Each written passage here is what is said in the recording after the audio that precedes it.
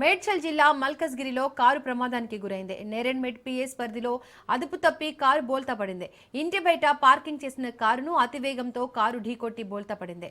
అదృష్టవశాత్తు ఎవరికీ ప్రాణ నష్టం కాకపోవడంతో అందరూ ఊపిరి పీల్చుకున్నారు. సమాచారం తెలుసుకున్న పోలీసులు కేసు నమోదు చేసుకుని దర్యాప్తు చేపట్టారు.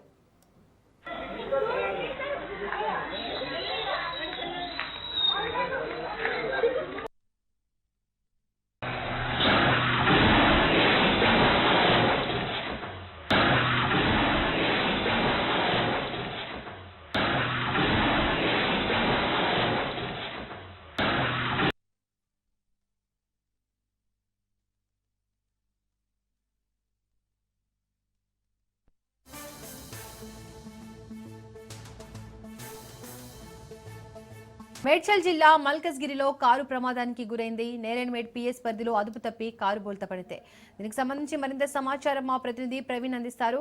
ప్రవీణ్, కారు ప్రమాదం ఏ విధంగా సంభవించింది? కారులో ఎంతమంది ప్రయాణికులు ఉన్నారు? వారి పరిస్థితి ఏ విధంగా ఉంది? నేరెడ్మెట్ పోలీస్ స్టేషన్ పరిధిలోని దీన్ దయాల్ నగర్ ప్రాంతంలోన ఆదివారం ఉదయం తీవ్ర రోడ్డు ప్రమాదం చోటు చేసుకుంది. అయితే అతివేగంగా దూసుకొచ్చినటువంటి ఒక కారు ఇంటి బయట పార్క్ చేసిన ఉన్నటువంటి మరో కారును బలంగా ఢీకొట్టినట్టుగా తెలుస్తుంది. ఈ ఢీకొట్టే సమయంలోనే వేగం ఎక్కువగా ఉండడంతో ఢీకొట్టినటువంటి కారు అదుపు తప్పి రోడ్డుపై బోల్తా పడినట్టుగా కూడా సమాచారం వస్తుంది. ప్రమాదం జరిగిన వెంటనే పరిసర ప్రాంతాల్లో ఒక్కసారిగా కలకడం జరిగింది. భారీ శబ్దంతో కారు బోల్తా పడటాన్ని గమనించినటువంటి స్థానికులు ఒక్కసారిగా భయాందోళనకు కూడా గురయ్యారన్నట్టు తెలుస్తుంది. అయితే ఆ సమయంలో అక్కడ ఎవరు నడుచుకుంటూ వెళ్ళకపోవడంతో, అలాగే పార్క్ చేసిన కారులో ఎవరు లేకపోవడంతో పెద్ద ప్రమాదం తప్పిందని కూడా తెలుస్తుంది. ఈ ఘటనలో ఎవరికి ప్రాణహాని గాయాలు కాకపోవడంతో స్థానికులు ఊపిరి పీల్చుకున్నట్టుగా తెలుస్తుంది. అయితే ప్రమాద సమాచారం అందుకున్నటువంటి వెంటనే నేరెడ్మెట్ పోలీసులు సంఘటన స్థలానికి చేరుకుని ట్రాఫిక్ ను నియంత్రించే పనిలో పడినట్టు తెలుస్తుంది.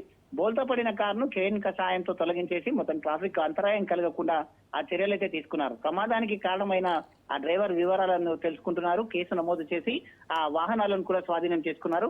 అతివేగం నిర్లక్ష్యంగా వాహనం నడపడం వల్లనే ఈ ప్రమాదం జరిగి ఉండొచ్చని కూడా ఆ పోలీసులు ప్రాథమిక అంచనా అయితే వేస్తున్నారు. ఈ ఘటన పైన కేసు నమోదు చేసి పూర్తి స్థాయిలో దర్యాప్తు చేపట్టినటువంటి నేరెడ్మెట్ పోలీసులు పూర్తి స్థాయిలో దర్యాప్తు చేస్తున్నామంటూ కూడా తెలుపుతున్నారు. ఈ ఘటనతో నివాస ప్రాంతాల్లో వాహనాలు నడిపేటప్పుడు వేగం నియంత్రణ ఎంత అవసరమో మరోసారి స్పష్టమైంది. స్థానికులు కూడా అయితే కాలనీలో నడిపించేటప్పుడు వేగం అదుపులో ఉండాలంటూ కూడా చెప్తున్నటువంటి పరిస్థితులను మనం చూస్తున్నాం. Right Praveen, thank you.